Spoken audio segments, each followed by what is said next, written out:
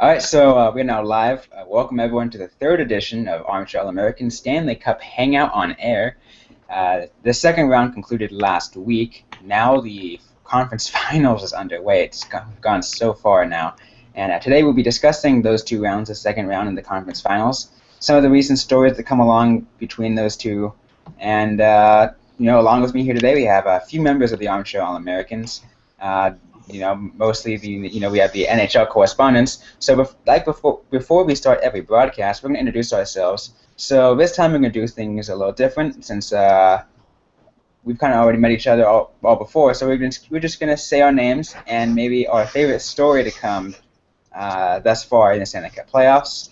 So my name is Rob Liano, and my favorite story to come out of it is the probably Game 7 of the Western Conference semifinals, San Jose Sharks and Nashville Predators. That was exciting for me to watch, and it was the best story for me. I'm Robert. My favorite storyline probably had to be Sidney versus Ovi rematch from 2009. Again, Sidney Crosby got the better of him, and he lit one up in overtime last night to give the Pens a 3-2 lead in overtime. 3-2 win in overtime, sorry. I'm Aaron, and my favorite storyline of this postseason has got to be the battered Tampa Bay Lightning somehow making a push to the Eastern Conference Finals once again. It's just a shock, and it's very impressive to see who's been playing and who's been stepping up in people's places. All right, so what we're going to do is we're actually going to start with of course, the second round recap. And we're going to start in the Eastern Conference, and actually the one we're going to talk about, we're going to go for first, is the Pittsburgh Penguins and the Washington Capitals. Pittsburgh beat the Washington Capitals in 6 games, beating the President's Cup trophy winners. So what do you guys think? What happened there? Aaron, you want to start us off? Yeah, I'll go ahead. Honestly, it was all Pittsburgh after Game 1. I mean, their defense, they're a physical team, as we can see in many of their series. They're a physical team, obviously Malkin and Crosby, but I think the storyline that's coming out of this is their goaltender situation. Fleury hasn't been playing. The 21-year-old has stepped up, and he's done a great job. I mean, Murray is locked down the fort, and he's solidified himself as a great goaltender. And I mean, he really saved that series with some key shots and even overtime and in regular time. So it was a great series to watch, and it was a great series for Pittsburgh fans. Oh yeah, they really played well. Underdogs going in, and they've been the hottest team in the league over the past 2 months, right? You could see all the way from March when they went, I think, 8 games in a row. They won, ended the season on an 8-game win streak, carried that right into the first round. Beat the Rangers and mocked the Rangers in 5, and then this past series against the Capitals was something else. Crosby was great. Hornqvist was great. Phil the Thrill woke up Game 7. Not Game 7. Game 5, and yeah, he's been really fun to watch as well. Yeah, there's no doubt that that entire series was exciting to watch. Just like what you said, Robert, was the Ovi and Crosby rematch. There was no more exciting than you can get something like that. And like you said, Pittsburgh got the better of them, and they ended up winning. Now they're in the conference finals. And all right, so that leaves it to the other series in the East, was the Tampa Bay Lightning and the New York Islanders.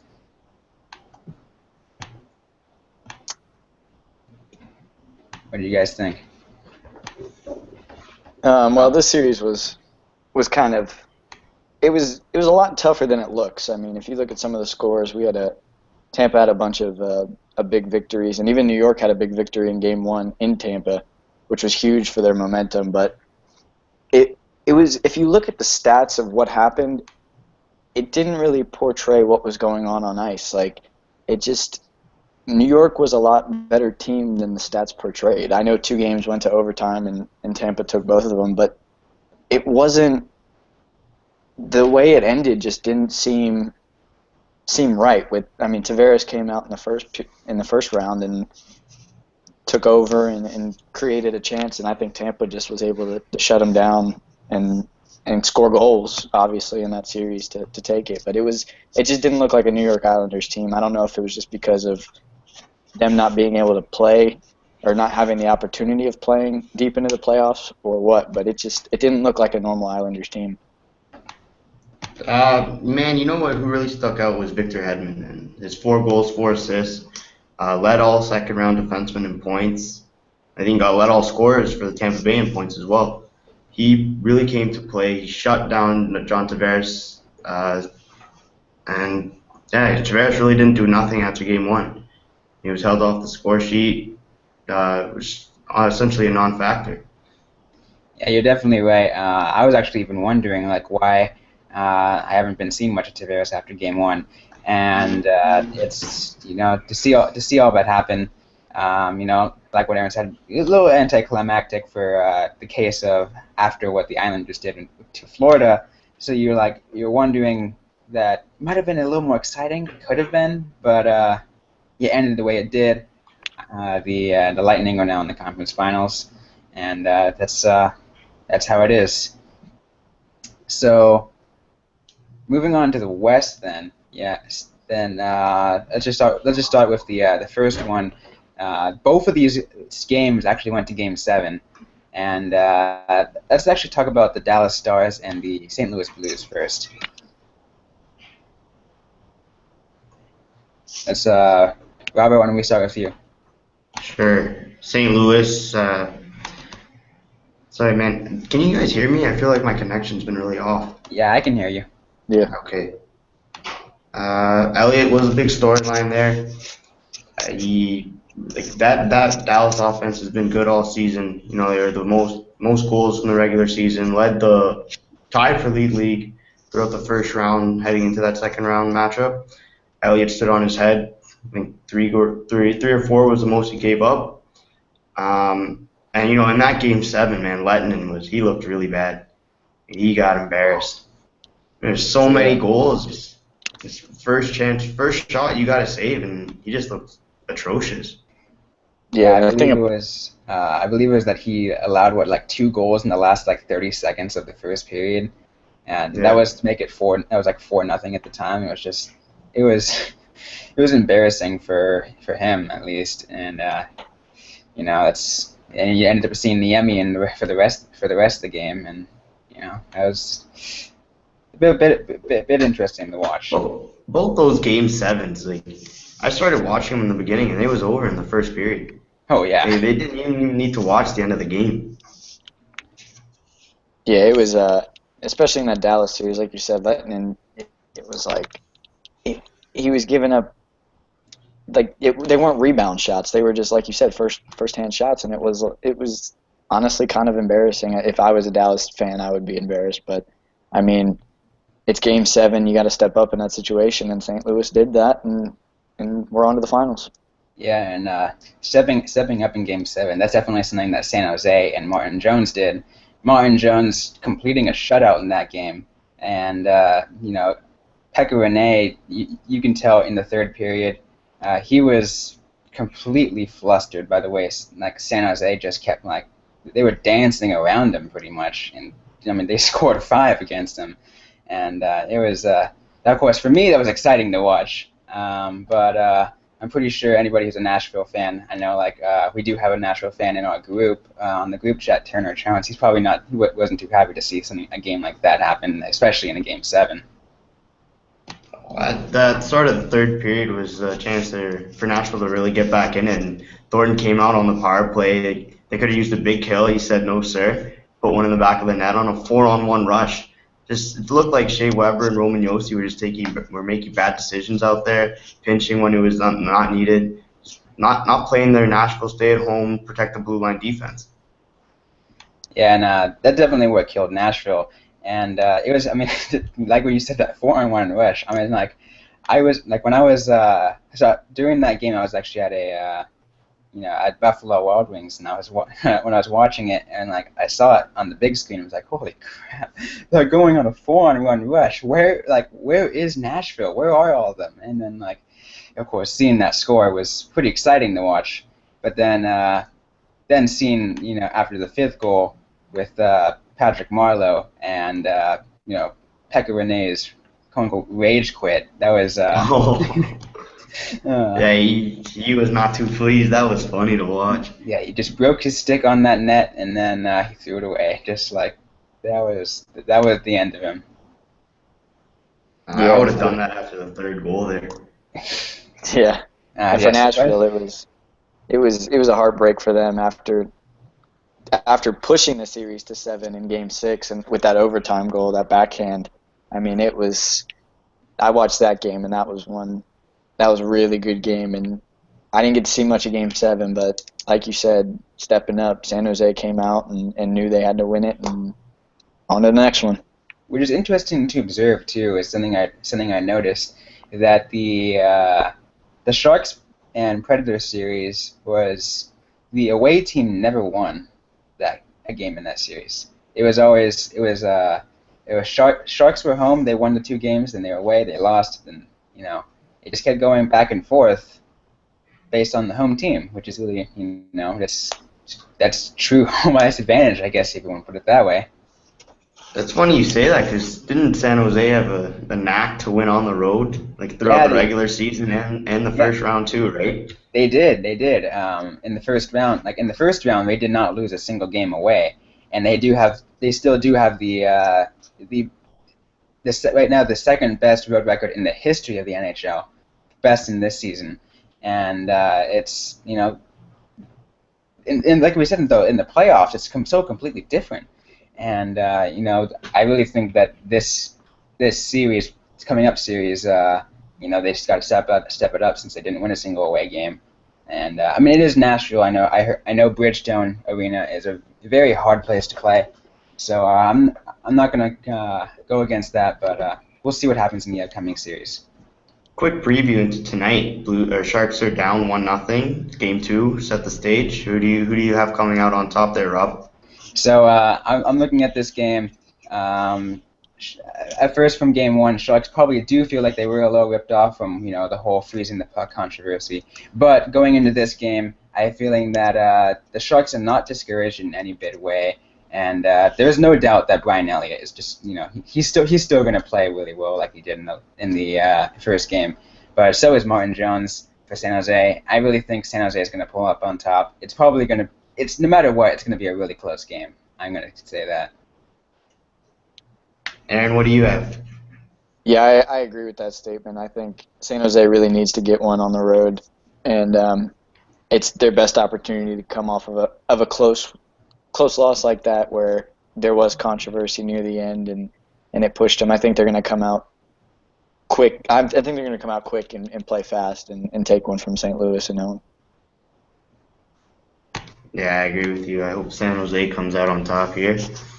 Keep the series close and head back into California series split. Yeah, it's going to be really exciting, especially for someone like me, actually going to be able to attend Game 3 going in San Jose, which is glad to be back in San Jose to be able to watch a game like this, especially when the Sharks are this far for the first time since 2011 and for the 4th time in franchise history. So it's exciting series to watch nonetheless, and we'll see. Hopefully they get the win tonight to come back to San Jose with that momentum that they need. So let's actually look at the 3rd round in terms of the series as a whole. Since we were talking about San Jose tonight, let's finish out for the series. What do you guys think of where this series is going to end up? San Jose and St. Louis? Yes.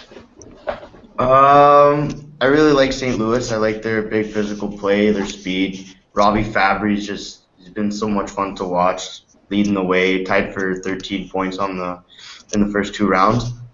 I like the way that also Peter Angelo has played. He's really locked down Oh, you can't like Sharks. The Sharks are really deep. You can't. There's so much talent spread out through three lines, so it'll be hard to match him up with just one player. So look, I guess Pavelski will be the one shut down by him.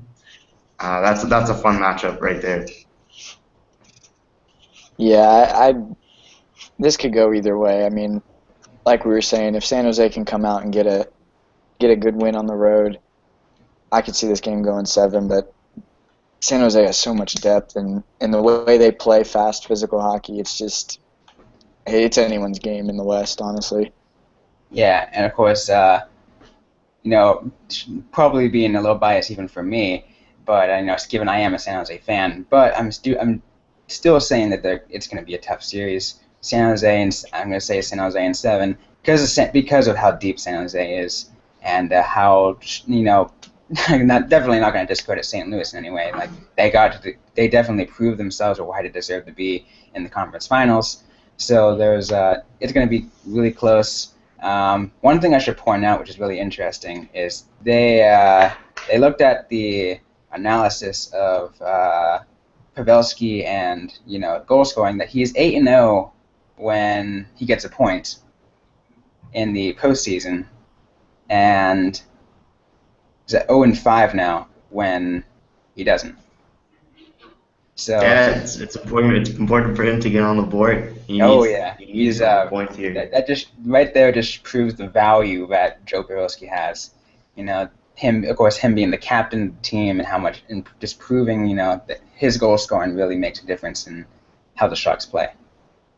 And you know what's funny is that in the offseason, the past one, they went through a whole like culture shock, culture rebuild there in San Jose, right, where they fired all of upper management from I think it was, or maybe it was just the head coach. Yeah. And they took away Thornton of his captaincy. They did that whole team, culture disbursement. And now look where they are. They're fighting for a chance to go play in the Stanley Cup Finals. Yeah, going into the season, they're looking at all the pickups. They're like, they picked up Joe Ward, they picked up Paul Martin, they picked up Martin Jones. Like, these numbers, they're great, but there are too many good players there are too many good teams in the Western Conference, and they said they weren't even going to make the playoffs, but they did. And then a lot of people probably, I want to say even like 80% of NHL analysis, like even you, Robert, you predicted the LA Kings to beat San Jose in like 5 or 6 games. San Jose beat them in 5. Like, they're proving everyone wrong, and they're just powering through, and they're just looking really good doing it. Yeah, they are. And you know what's really funny as well is the fact that St. Louis and San Jose are meeting, the two historical playoff chokers are meeting for the Western Conference Final. That's a nice storyline there. Yeah, that's why I think it was Jeremy Roenick on NBC who said that he would really love to see a San Jose-St. Louis series for that purpose, because they've had that history of choking in the playoffs, and now they finally get their chance of redemption to a shot at the Stanley Cup Finals, and because neither of them have won it. Like, it's an amazing storyline here in the West. Yeah, Aaron, you got any takes on that? Well, see, I kind of see the Sharks as a Tampa Bay team of last year, where you've got a great goaltender behind you, you got your weapons, and everyone's doubting you. Every round, everyone's like, I mean, I know when Tampa opened up with Montreal last season, it was, well, here comes a sweep again. This is just going to be like last year. You just couldn't get through, and they pushed through that one, and then they went 7 against Detroit, and that really started to show when they got rolling. And then once they got to the Rangers series in the Eastern Conference Finals and pushed through that, I think people started to believe, and then it carried on. The guy said, well, we're losing to Chicago in what was that, 5 or 6? That was tough, but for these guys, they knew they got to get back there. They got to go finish what they started. And I think San Jose, if they do get to the finals, even if they don't get it, I think they come back next year and they start making a push again with what they have. Yeah, I'm scared to bet against them. I'm scared to say, you know what, I don't think San Jose's going through, because every round it's something new. Yeah, no matter what happens, like you always see a new story coming out, whether it be from Pavelski or from Chris Tierney or Jonas Donskoi. a lot of these rookies are the ones that are making the stories, along with our captain and a lot of the old guys. It's just stories coming all around. Like I think it was like even in game 6, even though we lost that game, Chris Tierney, he is actually a rookie and he scored 2, almost got close to getting a hat trick. But that's I mean, so many stories that come out of San Jose with like it's amazing. It's the atmosphere right now is just it's getting me really excited. All right, keep your pants on here, bud. All right. So with that said, let's just move on to the East and let's talk a little bit about that. So we got the Pittsburgh Penguins and the Tampa Bay Lightning. This is a really exciting one, I think, that especially since Tampa Bay was so injury plagued going into the playoffs. People predicted them to go out so easily, and they came back. That's it's been a shock for Tampa Bay fans. I mean, with no Stamkos, Strowman just came back last night. Bishop's now down. It's been all over the place in Tampa, and it makes me look, and even Drew in with the storyline we've had with him throughout the season, and him going up and down and not wanting to play and wanting to get out of Tampa, and now he's making his point made. Where I think I said it last time we were on there. I'm impressed. He looks like he wants to stay now. I mean, if he does, by all means, we'll take him. But he's made it with his forechecking and his ability to get down ice and now score goals. This is a team that it's shocking with the pieces we're missing what we're still accomplishing. Yeah, I was talking to my buddy yesterday. Actually, we're talking about if Tampa Bay wants to sign Drouin long term.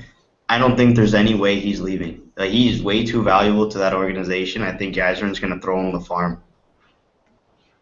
Yeah, I don't see him getting away from us any longer than he has, because I think he finally proved his worth and knows I'm not getting sent back down as long as I keep my head on straight. I think he just needed a wake-up call, and he got that. Exactly. I think that's really close to the case of, like, I hear a lot of these things happen all the time. Like Tomas Hertl on San Jose is, like he always had that time when he had to go down, come back up, injuries, everything that. And he's really young, and people are like, oh, no. They kind of try to discount him, but, there's no way he's leaving San Jose. So with just the very same story right there. Yeah. All these young kids, come up to the NHL trying to prove it, and they think they're better than they are. I mean, sometimes it's the case, and both those players very, very effective, both on the ice. So it's definitely fun to watch their whole saga, though. Oh yeah. So what do you guys think of where this series is going to end up? Like, this is two really powerful teams right now. I'll go Pittsburgh in 6. I don't know. They're going to be tough to win on the road, but I'll go Pittsburgh in 6. Yeah, I think I'm going to have to go Tampa in 6. This series will go 6. I think if Tampa could have pulled off the miraculous comeback of last night and took Game 2 from Pittsburgh, I think it would have gone 5. But I think Tampa in 6. I don't think there's any way we give up one. I mean, don't get me wrong, Pittsburgh is a great goal-scoring team, and they can get out and score goals quickly. We saw that last night. But I think this series goes 6. Yeah, and I think based off the events of Game 1 and Tampa Bay's close comeback in Game 2, it's definitely going to be close. But, I'm going to have to side with Aaron on this one. I'm going to have to say it's going to be Tampa Bay in 6 games. You see the way Crosby wasted no time just putting that in the back of the net yesterday? Oh, my God. Well, 2 seconds from the blue line to the back of the net.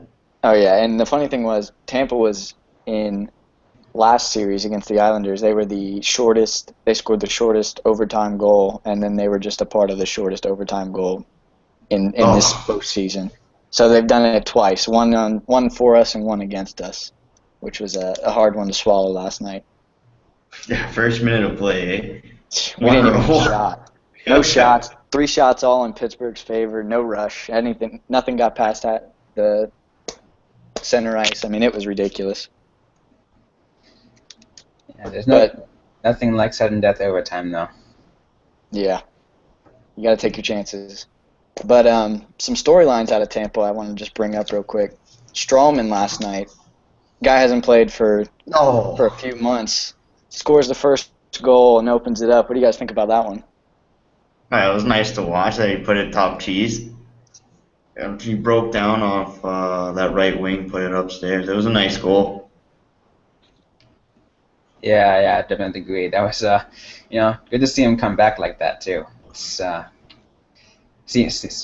always cool to see something like that. Yeah, it's a good way for him to prove he's healthy and to prove he's ready to play. Few more storylines out of Tampa. Actually, both of these came today. Stamkos is probable for Game 3 tomorrow. I'm still a little shaky if he will play. I don't think he will, but news is he is probable for tomorrow. My assumption will be he'll probably be listed as like a game time decision, and they'll probably give him an extra day's rest, and then probably play him the next game afterwards. Try to make sure he's fully healthy and ready, and when he is, Tampa's they're gonna go on. Like it's gonna be exciting. I just question if it's his choice to sit out, knowing that he isn't a money year, he isn't a contract year. I know it's blood clots, and you can't re-injure yourself on blood clots. That just happens. It's just being healthy. But I have to wonder if he's just kind of sitting out, saying, you know what, like I'm not gonna risk not getting paid, and like I want to make the most of my future. Yeah, and I agree with that statement. I do know he was on blood thinners for the last month after the surgery, so I know they were waiting for him to get off of that. And I don't know if there's any time frame you're supposed to be off him before physical activity. So, I mean, he was skating. He did take pregame warm-ups last night, so it wasn't. He wore a regular jersey too, didn't he? Instead of a no contact. Yeah, no contact. But he was able to skate around. But now the biggest thing out of Tampa is the Ben Bishop debacle. Coach Cooper said that he is optimistic he will return for the Eastern Conference Finals, but no timetable has been placed. He is still on day-to-day. When I saw the injury, I was actually driving back from a game I was at, and you guys actually alerted me he was going off on a stretcher, and at that point I was freaking out. I had no idea when you said stretcher, I was like, well, I'm going to wrap this one in the books and call it a night. But when I saw it, it looked a lot worse than it was. I mean, and I'm glad the MRIs and everything came back negative, but it looked like he had torn an Achilles or broken his leg, and that's what he said in his post-game interview. Yeah, it just looked terrifying. Like I was like, just watching him just flip over and just grimace in pain. It was so terrible to watch. Yeah, the first thing that came up to me was the Michael Ware incident from the NCAA championship a couple years back. You remember when his knee was outside of his skin? Yep. Yeah. I was like, I thought it was going to be that bad. Yeah. I mean, he looked like in that much pain, though. Like, you could see him, like, through the mask to see how much pain he was. Oh, yeah. I mean, and the fact that he didn't skate off was surprising. Like, he knew it was bad. That, like, soon he landed, and as soon as he landed, he jumped straight back up and fell over. It was like instant he did something, and out of it's unreal. Oh yeah, definitely. So that said, let's see. Do you guys want to move on to awards? Yeah, would you guys want to preview like a potential Stanley Cup matchup between the San Jose Sharks and the Tampa Bay Lightning? That's because I kind of want to hear the biases going on right now. Oh God. All right, Rob, what do you think is going to happen if these two teams were to match up? I don't know, man.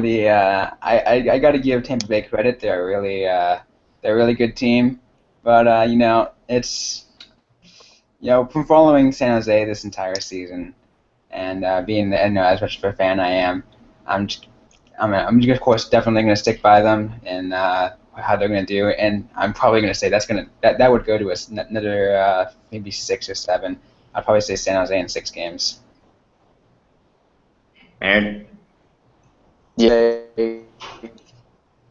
even though I said you guys looked like us last year, you might have to wait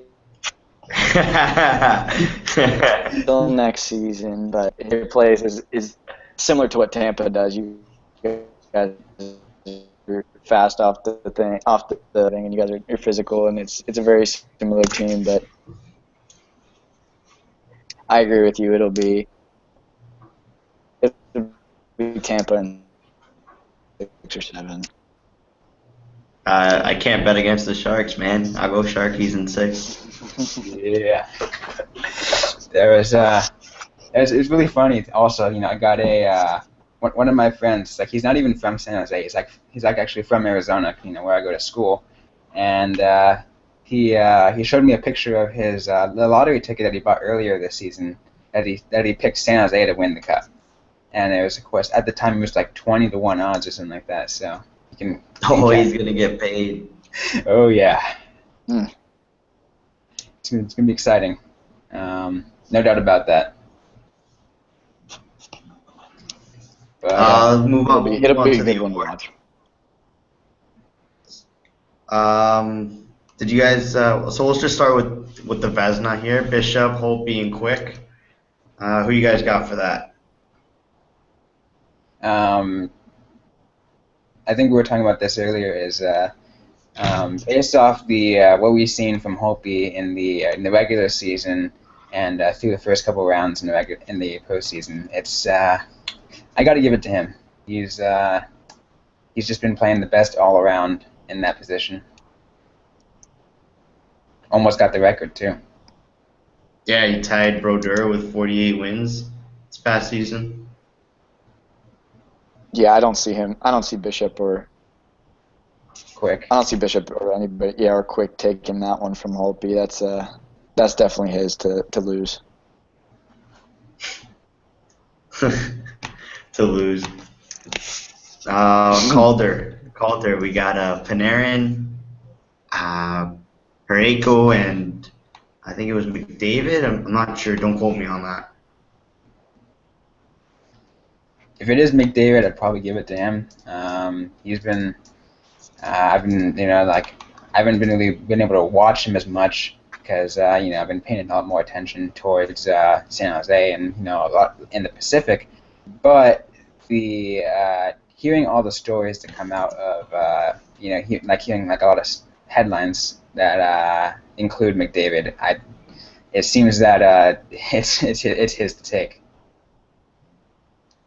Yeah, I don't see this going any other way. I think McDavid's got it.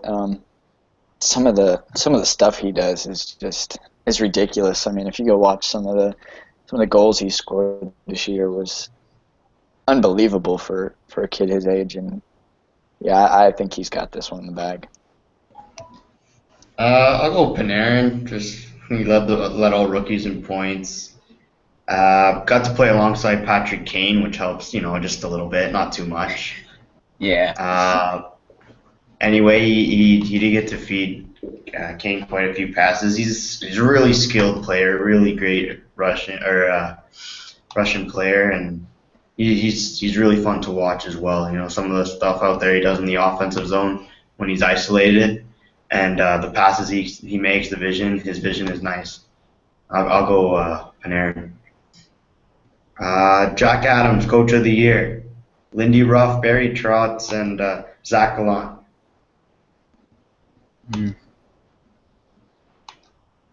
That's a rough one to call Hmm. for me. Rough. I like your pun there. Yep.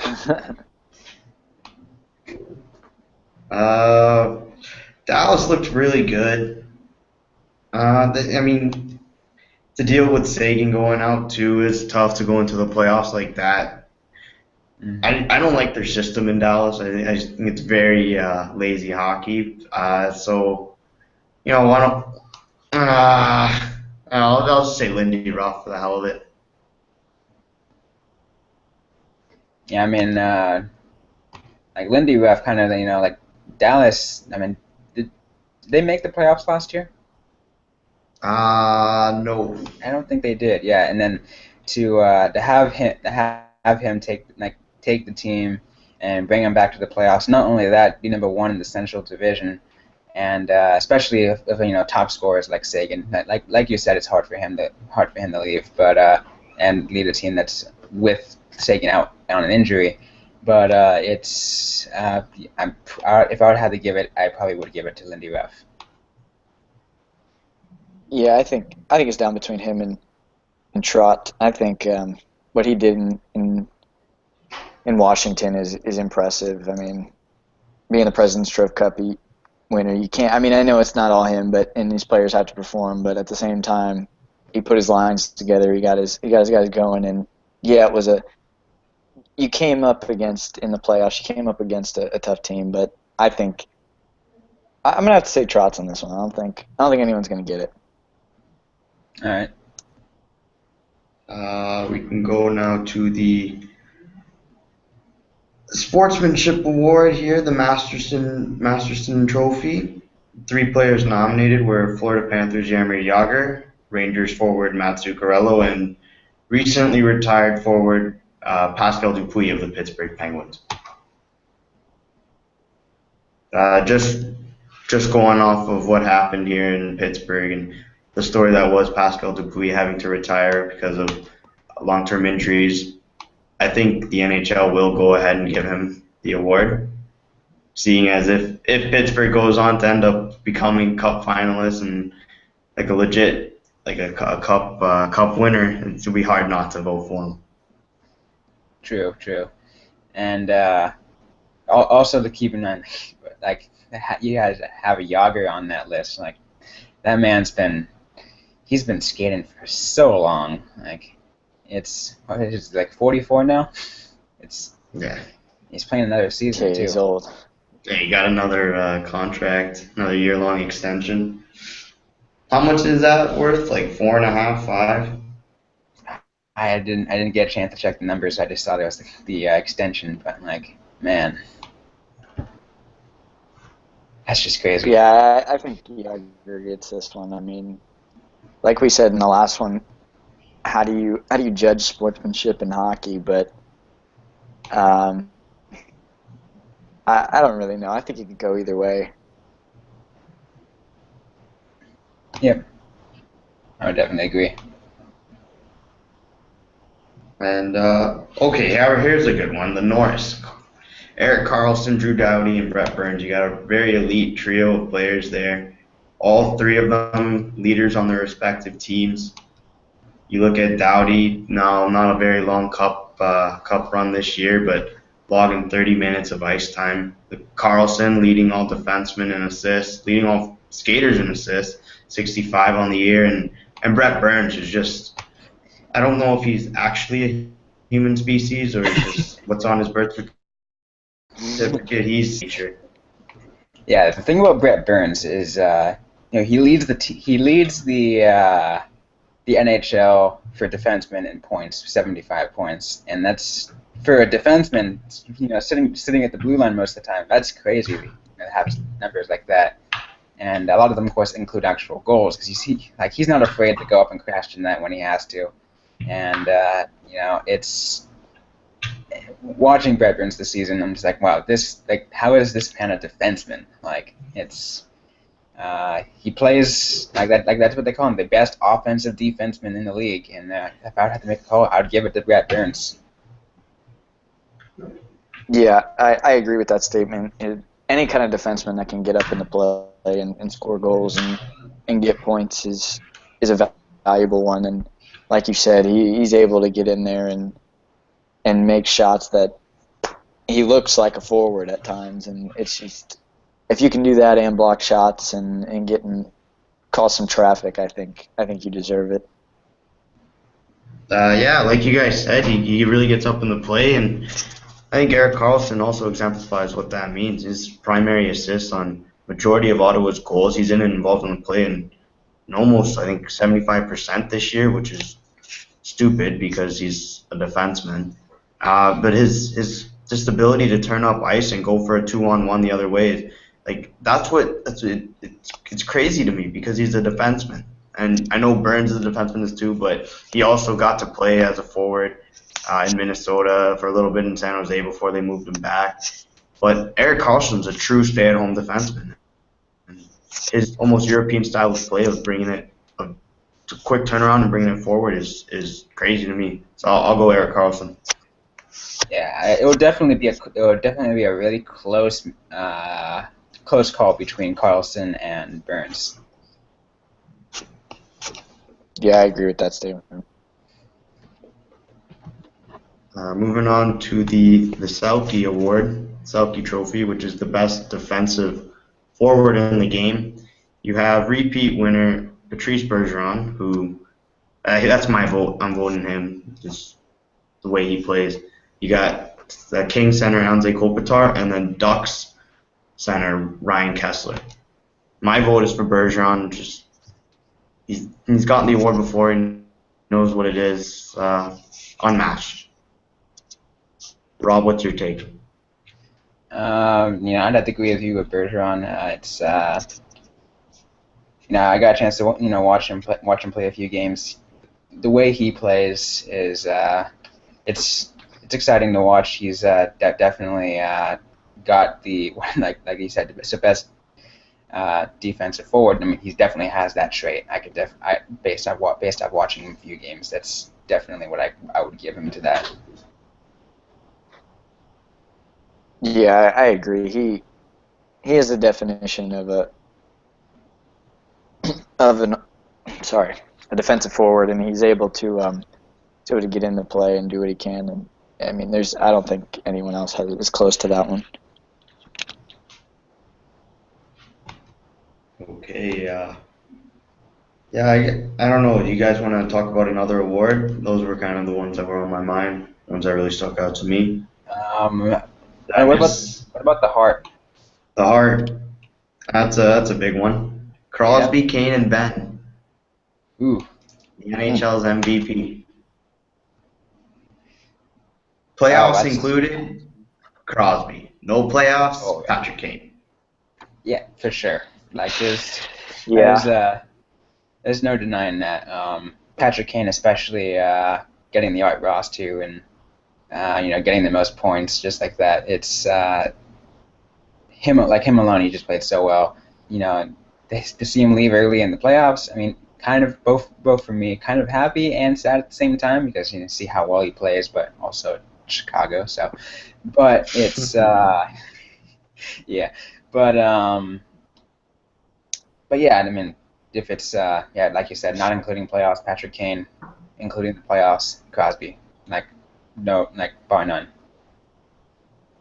Yeah, and I agree with that. Crosby in the playoffs, I know he had that, 8 games of no points or no goals, and he got one last night, and it was just, he's about to heat up, and it's scary. The guy just, I mean, he does what he can, and when he's open, he's able to do absolutely anything, but when he catches fire, it's a scary sight to play. That's for sure. And his start to the season was so cold, man. He had no goals, or I don't think he recorded all but 2 points for the first 10 games. So after the All-Star break, it was a much different Crosby to the one that we saw at the beginning of the season. And it really sucked for me because I had drafted him on my fantasy team, and I shopped him for nothing, man. I shopped him, I think, for like a Marchand and a Steen. Like, I know I go to the second round of the playoffs for the fantasy pool, and I really wished I had picked Crosby. I really wish I had kept him. Oh yeah, he's the best player in the world. All right, I think that's probably all the ones we really need to cover. So I guess we'll be done with this hangout for now, and probably, actually, no, most likely we're gonna have another one for the NHL finals, the Stanley Cup finals, because that's the biggest series for these playoffs. It's gonna be exciting no matter who gets in. Oh yeah, for sure. So Stanley Cup Finals is one of the precious trophies in all of sports. it's probably it's the hardest trophy to get. It's probably the best trophy to get, given it's like they don't replicate any of these like they like to give out. They just make one, and that's all it is. It's just one. Mm-hmm. Oh It's yeah, just massive. the little adding on there. Yep. Quick statement before we head out. We the North, let's go Toronto. Game 1, Eastern Conference Finals tonight. You guys, we got some support there, or do you think we're gonna upset Cleveland, or no? Is it all Cleveland? I hope you could upset Cleveland, especially talking for someone like me, being a Golden State Warriors fan. Then we'll take the Warriors in the finals. I'm not worried about that. That would be oh yeah. Yeah, but Yeah, you got my support because you knocked out the team that knocked out the Hornets. So I was just glad we got wins in the postseason and took it to a Game 7. So There we go. I'd like to see Toronto do it. You know who's been I think really you got it. impressed me, man, was Nick Batum. I really like him. Oh man, between him and Courtney Lee, the pickups we had were great. I loved what we did with the team. I just wish Dwayne Wade wasn't Dwayne Wade. Trust me, oh my God, like 4 out of the 7 games last series, I was just like, why are you still playing? Go retire. Yeah. Exactly. But the Bay Area right now, we're just going crazy. Oh, tough game 1 loss, eh? Yeah, it's really interesting the way you think about it. Now it's like the first time in both the NHL and the NBA playoffs that the Sharks and the Warriors are down in the series. No way. Wow. That's pretty crazy. Yeah, and it's That's interesting awesome, because in the first 2 series, Golden State and San Jose won the first 2 games and lost Game 3. I think it's the little same players there. You just mix and match them. Oh yeah, it's interesting, very interesting. But anyways, let's just close this hangout out, and so thanks everyone for tuning into this hangout. Be sure to follow Armchair Americans on Twitter at ACL Americans for up-to-date sporting news, including the Stanley Cup playoffs. And be sure to keep an eye out for our next hangout for the Stanley Cup finals. And it's going to be an exciting discussion. Well, hopefully by then we'll have every NHL correspondent on here, not just 2 or 3 or 4, whatever. Just hopefully have everybody. It'll be really fun to have a huge hangout like this. And yeah, so thanks for tuning in.